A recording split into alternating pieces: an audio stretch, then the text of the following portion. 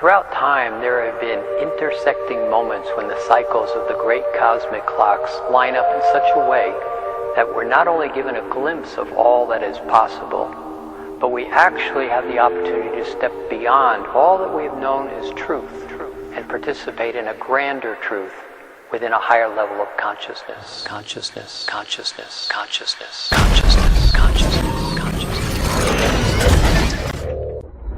Out of this vibrant nothingness emerged matter, energy, space, time, consciousness. It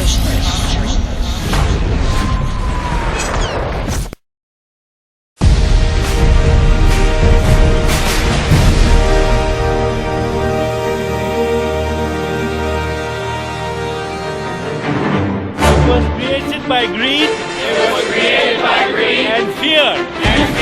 We have to go beyond that. We have to go beyond that. And the people are starting to realize that they're all connected. I was no longer a fragment of the universe. I was the universe.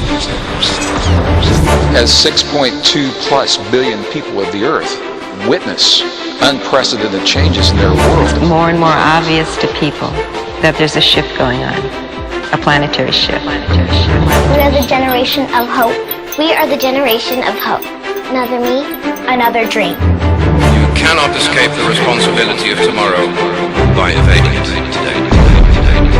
Don't forget to touch your camera. We'll keep track of that, please. Straight, lamp on. Okay, Kirby, say, well, here we go, here we go, here we go, here we go.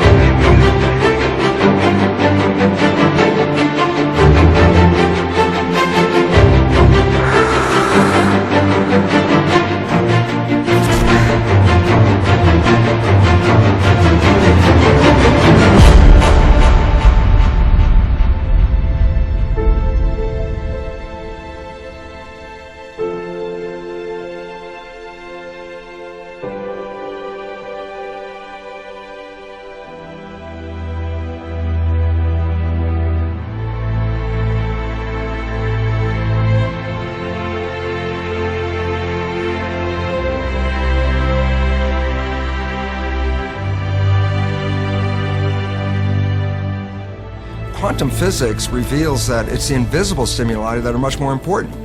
There's a simple quote by Albert Einstein that makes sense out of this, and the quote is, "The field is the sole governing agency of the particle." What Einstein meant by this very simply is the field, the invisible energy forces around us.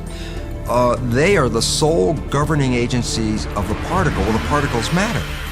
And so quantum physics says the character of matter is ultimately determined by the field. If we were ever going to interact with our bodies, if we want to heal our bodies, we want to create peace in our families or our communities, we must speak to the fields that connect all things. We must find a meaningful language, a non-verbal language that communicates with the stuff that this world is made of. The bottom line, the through line, is that they're all speaking about an experience, an inner experience that we have focused on our hearts. What the science now is showing is that those experiences extend beyond our bodies into the world around us, because the field of our heart is part of the world around us and connected with that field. So that when individuals can find a way to create coherence in their lives and become more cooperative, less aggressive, more willing to solve problems together, that experience is transmitted in this field, and others begin to find the same experience just because they're in that field. They're in that field. They're in that field.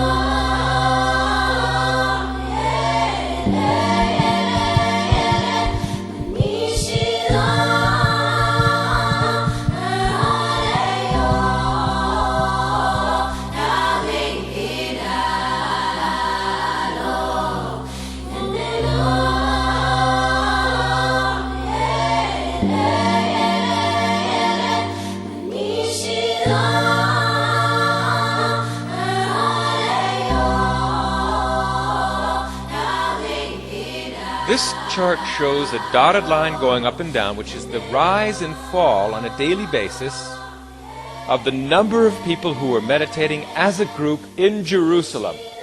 all on a volunteer basis. And the solid line represents progress towards peace in the war in neighboring Lebanon.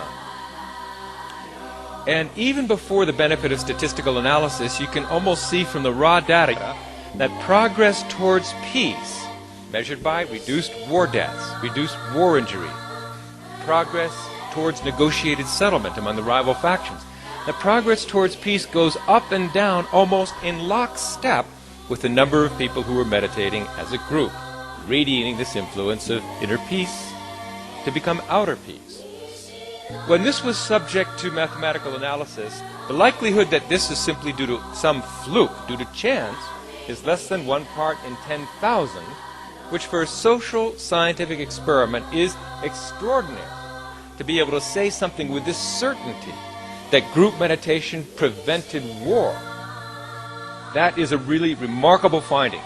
The likelihood that this reduction of war was again simply due to chance and not due to the meditating groups was less than 1 part in 10 million. There is far more evidence that group meditation can turn off war like a light switch than there is evidence that aspirin reduces headache pain. Aspirin reduces headache. Aspirin reduces headache. Aspirin reduces headache.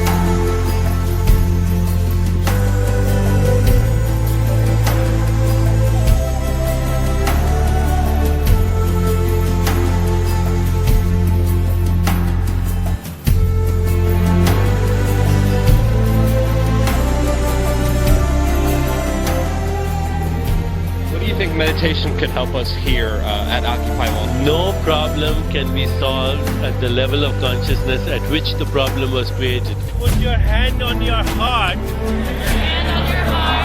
And just ask yourself internally. What kind of world do I want to live in? I want to live in. I want to live